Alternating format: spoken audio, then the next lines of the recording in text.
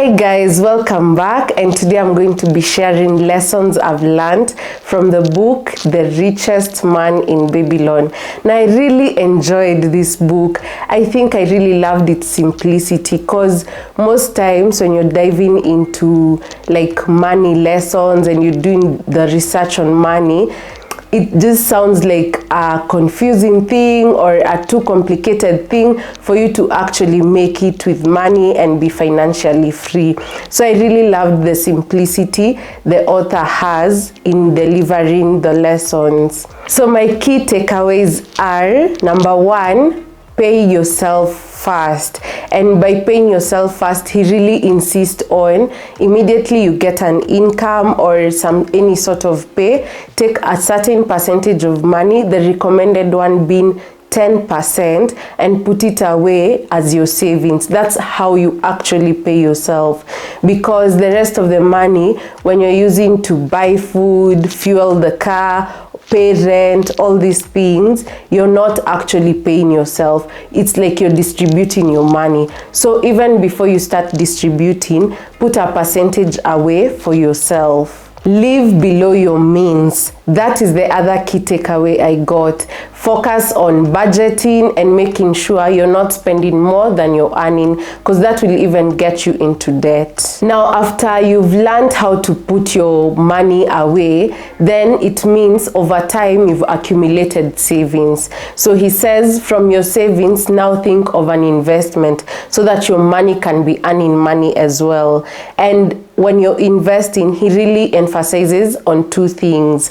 One, make sure you're investing in something you know about and you really understand. Secondly, only get advice from experts. For example, if you want to get into bonds, if you want to get into real estate, then make sure you get an expert from that field to really advise you on how you can go about it. Don't get just anybody, any layperson who hasn't even like gotten into real estate or hasn't even invested in shares and the like, and that is the person telling you how to go about it. Make sure the advice you're getting is only from experts. The author also insists on, once you've like built on savings, you've started investing, and you're getting like different streams of income, work on getting your own home to also help you reduce the bills that you're having. Like for example, rent is a really big bill that you get to have if you haven't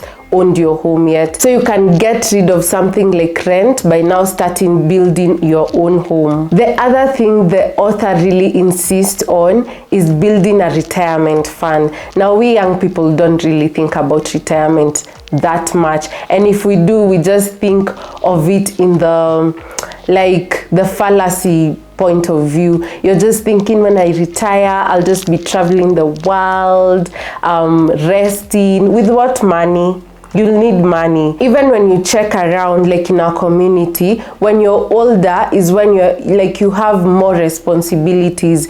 People in the community will expect you to give money to funerals, give money to just different events that are happening in the community, and that time you haven't saved, you don't even have enough for yourself. So we are really supposed to think about our retirement, like what amount of money do you need when you're retiring? How can you start building up that retirement fund right now? What percentage? Like, do your research on retirement, how to build a retirement fund, and then work towards it. Building the retirement fund is so crucial. This is a video interlude to show you the space I've been shooting from, which is Sifa House. First off, how gorgeous is this place? And it's in a serene environment. It's a 5-bedroom Airbnb with own compound and ample parking space. It's located along Thika Road, Kimbo-Ruiru, Kiganjo Road. Now guys, this space is perfect for your bridal pickups, your rural shows, your family long stays, small group events, and content creation like your podcast, YouTube, photo shoots. Now the only thing standing between you and this hidden gem is making that call and booking this space. So what are you waiting for? Make that call.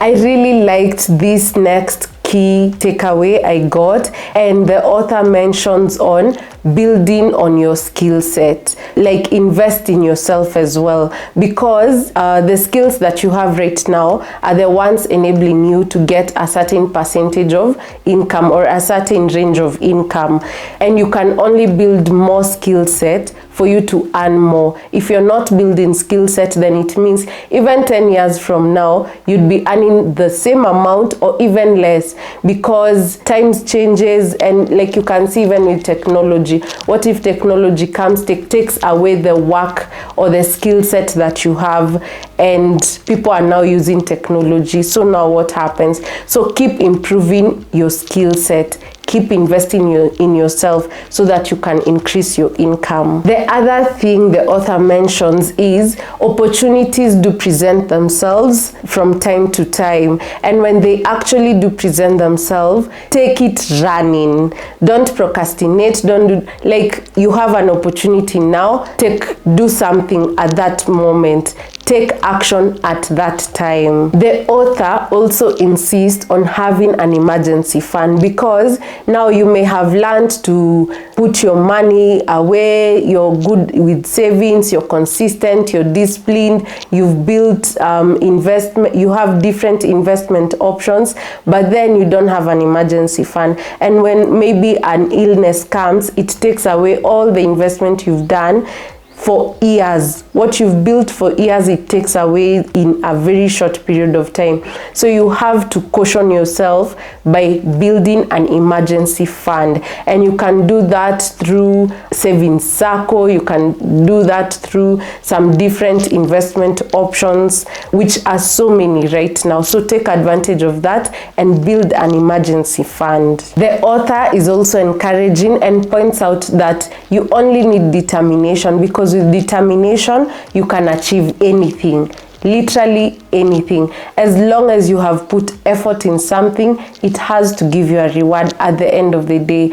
And you need to love work, because without work you can't get income. So love what you do and do it with determination and persistence, because accumulating wealth is not an instant thing. So I'll wind up by saying this: all these pointers, I'm pretty sure you've seen that they are not like out of this world or things you've never heard of before. They are really pretty simple things, and for them to actually make sense and for them to reward you, give you the reward that you want, help you build the wealth that you want, you just have to take them and put them into practice. No matter how much you're going to hear, pay yourself first, increase your skill set. All these things, they are things that I'm pretty sure you've also heard of, but the moment they are going to make a difference is the moment you choose to actually put them into action.